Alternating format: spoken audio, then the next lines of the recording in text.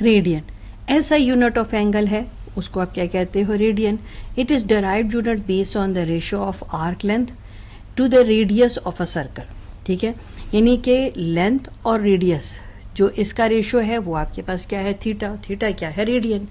1 radian. अब ये 1 radian कब होता है, जब आपके पास आर्क की लेंथ और रेडियस दोनों की वैल्यू सेम हो जाए, ठीक हो गया। अब यहाँ पर अगर आप देखो, मैंने आपके पास रेडियस 5 लिया है और लेंथ जो आपके पास आर्क की लेंथ है वो भी 5 लिया है, तो जब आप इसको सॉल्व करोगे तो आपके पास 1 आएगा और वो क्या होगा, 1 रेडियन। तो जब भी आपके पास आर्क की लेंथ और रेडियस दोनों की वैल्यू सेम हो तो जो आपके पास एंगल आएगा थीटा, उसको आप क्या कहेंगे, 1 radian. 1 radian is the angle at the centre of a circle where arc length equals to the radius. अब वैल्यू से फर्क नहीं पड़ता, वैल्यू छोटी भी हो सकती है, वैल्यू बड़ी भी हो सकती है, मगर जब भी दोनों वैल्यू सेम हो तो जो एंगल आपके पास आएगा वो होगा 1 रेडियन। अब आप फॉर्मूला को रीअरेंज भी कर सकते हो। आपने क्या सीखा, थीटा जो है वो क्या है, L/R के इक्वल है। अब मुझे लीनियर फॉर्म में एक्सप्रेशन को शो करना है। यहाँ थीटा के नीचे कुछ नहीं तो 1 है, क्रॉस मल्टीप्लीकेशन करें, L = R थीटा, ठीक है। L आपके पास क्या है, length of the circular arc, आप ये देख सकते हैं। R क्या है, रेडियस है, रेडियस क्या, सेंटर से सर्कल तक का डिस्टेंस है। आपके पास थीटा क्या है, थीटा सेंट्रल एंगल है, वो भी रेडियन में। थीटा को आप इस सिंबल से शो करते हैं जिसका मतलब है टू टर्न और बेंड। अब आपने एंगल इन रेडियन कैलकुलेट करना सीख लिया, किसके रेशियो की इक्वल है, लेंथ ऑफ द आर्क और रेडियस के रेशियो के इक्वल है, ठीक है। अब अगर आपने रेडियन में एंगल फाइंड आउट करना है फुल सर्कल का या सेमी सर्कल का, तो अब आप कैसे फाइंड आउट करोगे। आपको पता है कि ये जो पूरा जो आपके पास सर्कमफ्रेंस है, ठीक है, वो इस पॉइंट से इस पॉइंट तक यहाँ पर शुरू होता है, यहाँ पर एंड अप होता है, जो एक कंप्लीट सर्कल आपको बना के देता है। और सर्कमफ्रेंस की वैल्यू क्या थी, 2πr। तो ये नहीं कि ये पूरी लेंथ है, तो मैं इसकी जगह लिख सकती हूँ 2πr, ठीक है, डिवाइडेड बाय आर है, ये कैंसिल हो गया तो आपके पास 2π आ गया। यानी कि कंप्लीट सर्कल का जो आपके पास एंगल है वो 2π आता है, ठीक है। अब अगर सेमी सर्कल का आपने देखना है तो आपके पास यही जो सर्कमफ्रेंस है उसका आप हाफ ले लोगे, तो बात भी सही है कि फुल सर्कल का मैंने हाफ लिया, ये कैंसिल होके आपको क्या दे देता है, πr। अब आपके पास यहाँ लेंथ क्या है, वो πr बन गई और डिवाइडेड बाय r, तो कैंसिल हो गया। तो जो सेमी सर्कल है उसका रेडियन में एंगल क्या है, वो π के इक्वल है। यानी कि यहाँ से यहाँ तक अगर मैं लूँ तो ये π है, और अगर मैं फुल सर्कल लूँ तो यहाँ से स्टार्ट करोगे यहाँ तक तो ये आ जाएगा 2π, ठीक हो गया। अब हम इसको मज़ीद आगे जो है देखते हैं। अब हम एरिया ऑफ अ सर्कल और circumference of a circle find out करने के बारे में देखते हैं। सर्कमफ्रेंस ऑफ अ सर्कल किस तरह से फाइंड आउट करते हैं। बेसिकली आपको ये पता होना चाहिए कि पाई किसके इक्वल है। पाई बेसिकली क्या है, the ratio of a circle circumference to its diameter, ठीक है। यानी कि सर्कमफ्रेंस जिसको आप सी से शो करते हैं, डायमीटर जिसको आप डी से शो करते हैं, इसका रेशियो जो है वही किसके इक्वल होता है, पाई के इक्वल होता है, ठीक हो गया। अब मैं अगर इसमें से c की वैल्यू निकालना चाहूँ तो क्रॉस मल्टीप्लिकेशन करेंगे हम, ठीक है। तो c आ जाएगा, c 1 से मल्टीप्लाई हो जाएगा और पाई d के साथ मल्टीप्लाई हो जाएगा, तो पाई d आ जाएगा। आपको पता है कि डायमीटर जो है वो 2r के इक्वल होता है। अब आप देख सकते हैं कि दो रेडियाई मिलकर आपको क्या बना के देते हैं, डायमीटर बना के देते हैं। तो अगर मैं इस d की जगह यहाँ पर लिख लूँ 2r, तो आपके पास आ जाएगा 2πr, ठीक है। और यही आपके पास सर्कमफ्रेंस ऑफ अ सर्कल है। अब हम एरिया कैलकुलेट करते हैं। आप देख रहे हैं कि ये एक सर्कल है, ठीक है। मैंने यहाँ पर इसके बहुत सारे सेगमेंट्स बनाए, रेडियाई ड्रॉ किए हुए, ठीक है। अगर मैं यहाँ सर्कल को 2 हाफ में डिवाइड कर लूँ, ठीक है, और मैं इसको स्ट्रेच कर दूँ, जो आपके पास ये जो लेंथ आई है, ठीक है, ये मैंने ये सेमी सर्कल को यहाँ स्ट्रेच किया, इस सेमी सर्कल को यहाँ स्ट्रेच किया और दोनों को एक दूसरे के ऊपर जो है इस तरह से फिक्स कर दिया, तो ये एक शेप बन गई, रेक्टेंगुलर शेप आपके पास आ गई, ठीक है। अब इसका एरिया आप कैसे निकालते हैं, लेंथ इनटू विड्थ, ठीक हो गया। और जो आपके पास लेंथ है, ठीक है, वो बेसिकली सेमी सर्कल है, यानी कि हाफ ऑफ अ सर्कमफ्रेंस है, मैं ऐसे लिख सकती हूँ इसको, ठीक है ना। अब सर्कमफ्रेंस तो आपको पता चल गया, उसकी वैल्यू क्या है 2πr, और ये हाफ है तो ये आपके पास क्या आ जाएगा πr, ठीक है। यानी लेंथ की जगह आपने क्या लिख लिया πr। जबकि विड्थ आपके पास क्या है, ये ग्रीन ग्रीन आप क्या देख रहे हैं, ये रेडियाई है, तो वही आपके पास विड्थ हो गई ना। तो मैं विड्थ की जगह आर लिख देती हूँ, तो आपके पास क्या बन गया, पाई आर स्क्वायर। तो एरिया किसके इक्वल है, पाई आर स्क्वायर की इक्वल होती है। ठीक हो गया।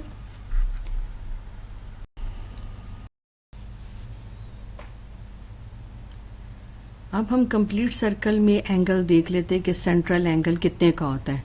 अब ये देखिए रेड लाइन अगर मैंने ड्रॉ की और यहाँ से अगर मैं ये जो ग्रीन लाइन है इसको पूरा यहाँ से यहाँ तक कंप्लीट रोटेट करूँ, तो आपका जो सेंट्रल एंगल बनता है वो 360 डिग्री का बनता है। तो कंप्लीट सर्कल का जो सेंट्रल एंगल है वो 360 डिग्री का है। फिर मैं यहाँ पर अगर सपोज़ यहाँ पर एक नीडल ऐसे रखूँ और मैं इस तरह से रोटेट करूँ, तो आपके पास यहाँ पर एंगल कितने का बनता है, 90 डिग्री का। ठीक है, यानी क्वार्टर सर्कल का जो एंगल है वो 90 डिग्री का सेंट्रल एंगल बनता है उसका।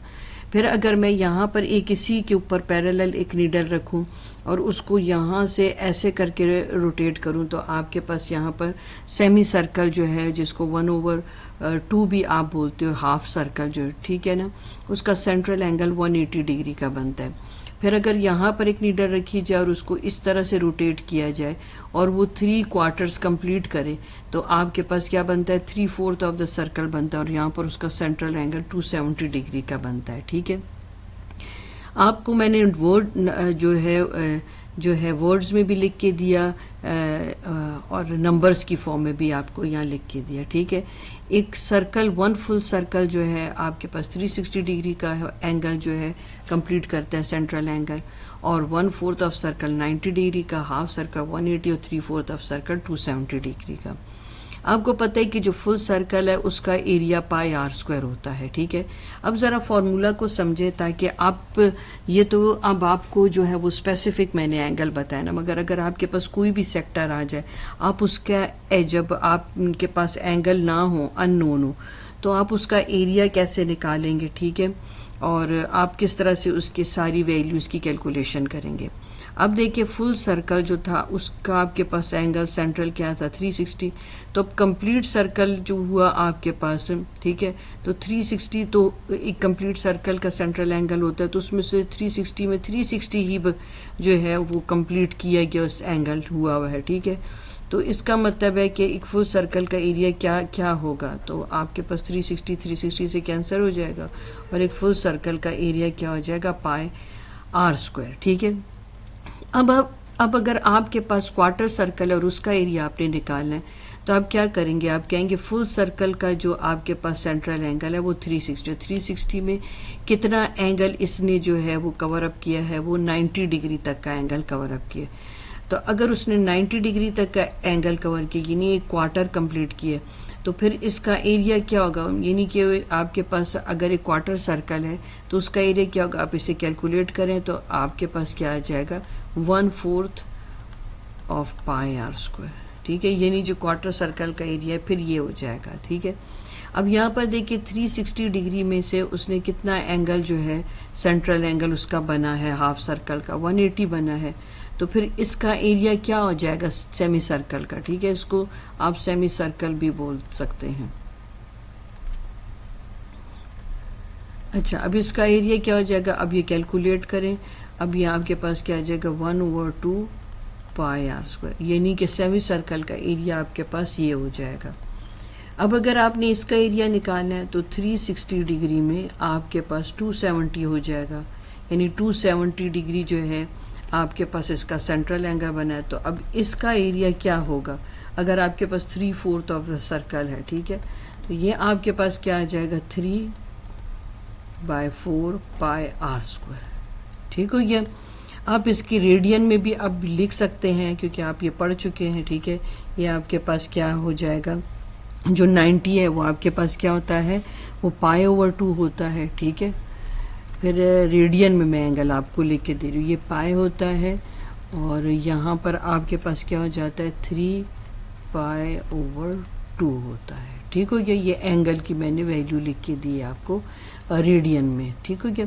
अब ये तो हमने जो एंगल हमें पता थे हमने उसका जो है एरिया कैलकुलेट किया, मगर क्या हो अगर उन्होंने आपको सेक्टर दिया और कहा, पूछा जाए कि आप इसका एरिया फाइंड आउट करें, तो फिर आप क्या करेंगे। ठीक है, अब हमने फॉर्मूला तो सीख लिया कि 360 में आपके पास अगर एंगल गिवन हो तो वो यहाँ पे लिखा जाएगा, ठीक है, और यहाँ पर आपके पास आ जाएगा पाई आर स्क्वायर, ठीक है।